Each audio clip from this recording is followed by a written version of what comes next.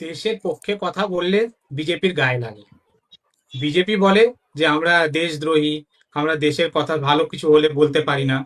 কিন্তু যখন দেশ আপনি সংকটে আছে সিপিএম এর? তখন আপনি একটু মুখটা বন্ধ আমি রাখবেন। সিপিএম কে বলছিলাম। আমাকে বলতে বলা হয়েছে না। ও রুবিদি একটু ধর্ষণ রুবিদি, নিয়ে কথা হবে। আনইন্টারাপ্টেড সেশন হ্যাঁ, প্লিজ। সব সময় ঢোকাটা এটাই বিজেপির স্বভাব। কারণ একটা ভালো ভদ্র একটা দেশকে নোংরা কিভাবে বানাতে হয় এটা বিজেপির কাছ থেকে কেউ না শিখলেই ভালো।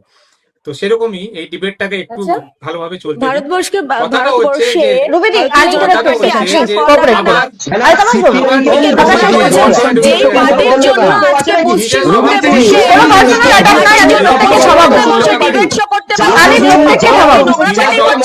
সারা ভারত নিজের স্বভাব থেকে সরতে পারবেন না। আলতামাস বাবু, আপনার চাই- কোনো পার্সোনাল অ্যাটাক নয়, সংযত হয়ে কথা বলুন এবং আমি আপনার শেষ প্রতিক্রিয়া নিচ্ছিলাম।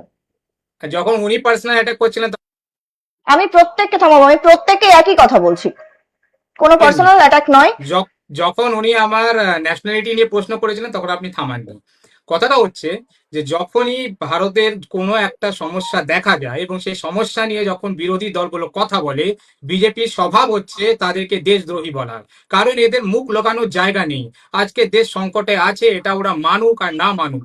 কারণ নিজেই সরকারই বলছে যে সংকট আছে। সরকার কেন বলছে সংকট আছে? সরকার এখানে একটা এসেনশিয়াল কমোডিটি অ্যাক্ট লাগু করে দিয়েছে। যদি এমার্জেন্সি না থাকে তাহলে বিজেপি সরকার এই অ্যাক্ট কেন লাগু করছে? এর মানেই সমস্যা আছে, সমাধান করুন। যদি না করতে পারেন তাহলে সরে দাঁড়ান, দেশের মানুষকে অন্য সরকার বেশ, গঠন করতে দিন, সংক্ষেপে। আপনাদের দ্বারা দেশ চলবে না।